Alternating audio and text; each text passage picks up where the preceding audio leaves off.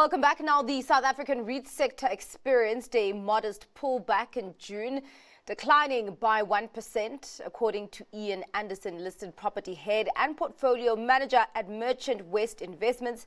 Operational performance remained strong despite softer price action, particularly in a month where global sentiment was otherwise risk on. Ian joins us now to unpack the month that was for SA REITs. Thank you so much for your time, Ian. And maybe not even the month that was, but really the half year that has been for the SA REIT sector. Of course, now we are in the second half of the year. What kind of backdrop did the first half of the year form for the South African REIT sector? Thank you. Yeah, so it's very much a tale of two halves. The first quarter was a tough quarter for the REITs in South Africa.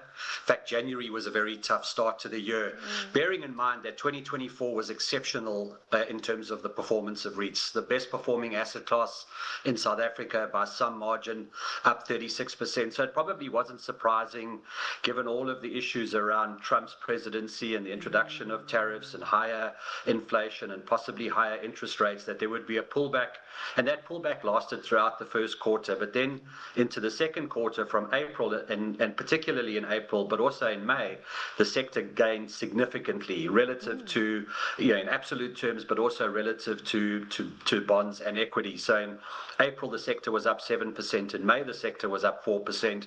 And I don't think, therefore, it's surprising that we gave a little bit back in May. In June, sorry. There was a little bit of profit taking, particularly in some of the bigger names like Redefine and Resilient and Hyprop. Some of the smaller and mid-cap companies continued to perform pretty well, given that they are probably still lagging in relative terms. But I think it was a time for the sector to breathe, to catch its breath. However, fundamentally, things still look very, very strong. And I think that's an important yardstick for investors to look at when they consider where to from here. So, a tale of two halves in the first half of this year, but I think the second half of the year is looking very promising for a whole variety of reasons. Okay, and it's quite interesting because as much as you say that there was a pullback in the performance of these shares in June, it would seem that it wasn't across the board, and particularly Accelerate Property Fund, they're actually growing by double digits in its share price performance.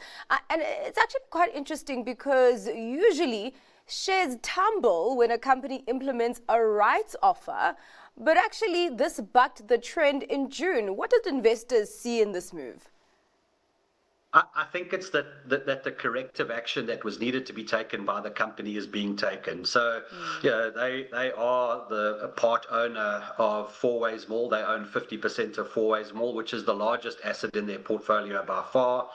It opened, or the expansion and the extra space was opened during the height of COVID. A lot of that space was for entertainment and food and beverage, and obviously that space didn't really get filled.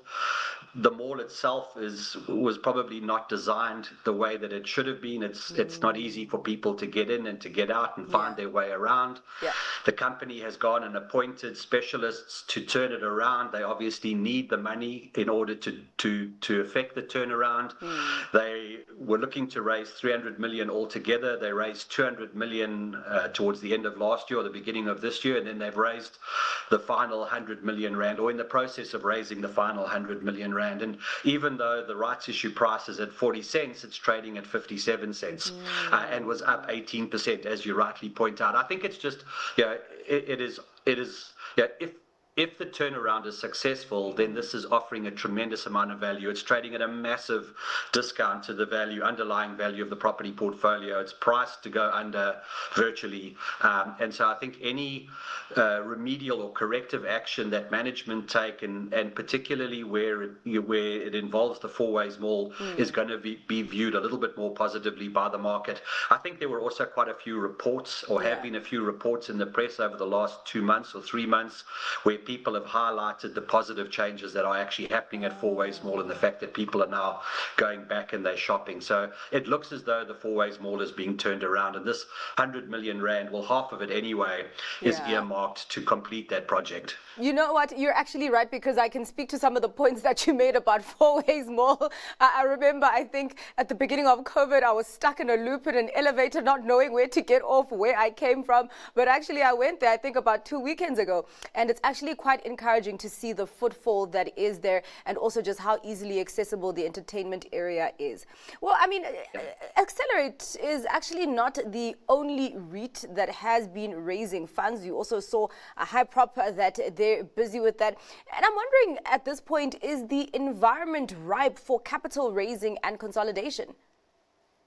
I'm not sure about consolidation. I think certainly it's a lot easier for these companies to raise capital. Share prices have moved in the right direction. That cost of capital is a lot cheaper now than it was, a year or two ago. Spear has successfully raised almost 750 million rand. They did that in June. We know that Hyprop has raised money, but that was to fund an attempted acquisition of Mass. I don't think that's the fact that Hyprop is looking at taking out Mass. I don't think that's to say that there's going to be consolidation. That's just fortuitous, opportunistic, an attempt there. I think if there was going to be consolidation in the sector, it would have already happened. I think most of the companies, there's one or two exceptions. I think Emira and SA Corporate are getting closer together. They've got a common shareholder, a big common shareholder now. There is joint shareholdings in one or two other companies, Dipula and Fairvest, for example. Fairvest is still a big shareholder in Dipula. So maybe there are one or two cases where there might be some consolidation, and it makes sense. Those are mid-cap companies, probably in no man's land when it comes to trying to attract institutional investors. So there will be one or two of those, but I don't think it's going to be driven by the likes of Growthpoint or Redefine or Resilience. I think those businesses, they have their own course that that they're looking to chart. I think consolidation is not going to be a main driver. I do, however, think that capital is going to be raised, and the sector will therefore have the opportunity to grow externally. So the growth that we're seeing in distributable income per share and net asset value is all internal. That's the work that the companies are doing on their existing portfolios.